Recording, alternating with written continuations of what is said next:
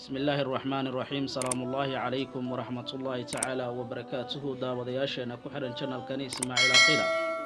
kusoo dhawaada barnaamijkeena allaaba aan kaga hadlaynay qisooyinka quraaniga maanta maxaan idin sidaa maxaase iga filaysaan halkan kaga bogo biidnillaahi tacaala maanta waa maalin arbaca ah tirsigu taariikhdu waxay ku beegan tahay 28 kan iraade bisha 7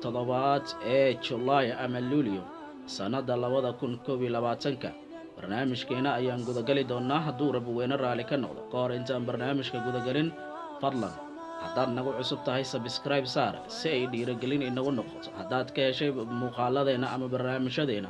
like dheh haddaadan ka helinna unlike dheh sidoo kale si muuqaaladeena ay u gaaraan meelo fogfog waxaan kaa codsanaynaa inaad sii share garayso insha Allahu tacaala barnaamijkeena ayaan gudagali doonaa waxaana soo qaadan doonaa qisadii dhaxmartay wal qarnayn iyo sidoo kale qoom ama dad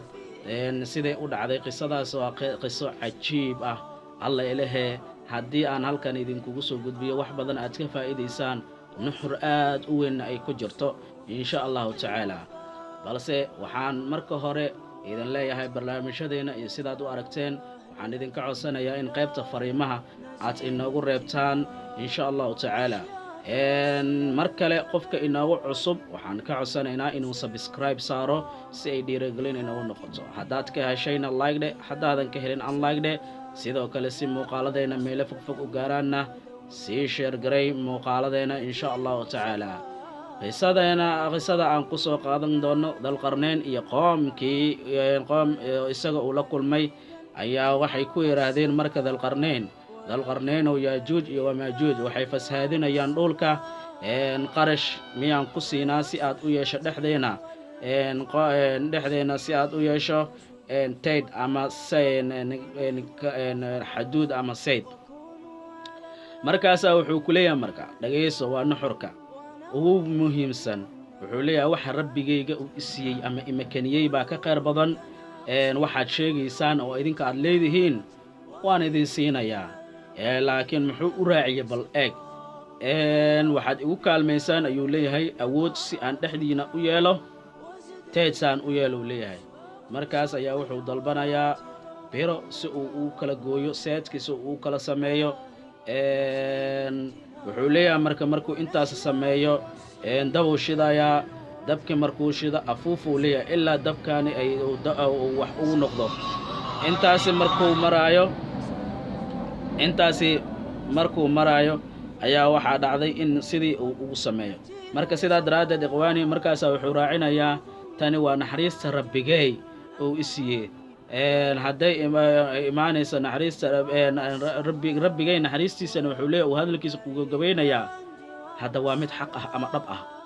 marka saa daraaddeed waxaan ka qaadanaynaa qisadani nuxurka ah in qofka horta nimcada Ilaahay ku manaystay uu sheego oo uu ku shukriyo nimcada Ilaahay uu ku manaystay sidoo kale waxa ugu weyn dad nimcada Ilaahay kugu manaystay haddaad uga samafalaysana inaadan wax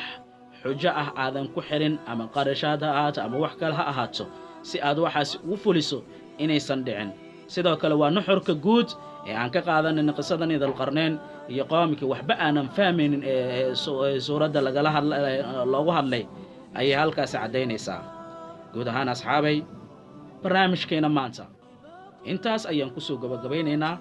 halka aad naga daawanayso waa YouTube channelka Ismaaciil Aqila halkaan waxaa idinkaga gudbinaya barnaamijka allaaba waa saaxiibkiin waa walaalkiin waa maddaalihiin al-Ustaad Ismaaciil Maxamed Sid Cali inta barnaamijkan midkiisa xiga ayna ku kulmi doono saaxiibada aan ku faanno aan qadariyo isla mar ahaantaana agteeda ku weyn iyagu haddaysan ahaan lahayn aan aaminsanahay inaan waxba ahayn waa walaalkiin waa saaxiibkiin Ismaaciil Maxamed Sid Cali oo idinkaga tagaya ama idin dhahayaba sidaas iyo nabadiina nooli kulantay dambe oo xiiso leh haddaan dhimanana jannatul firdaws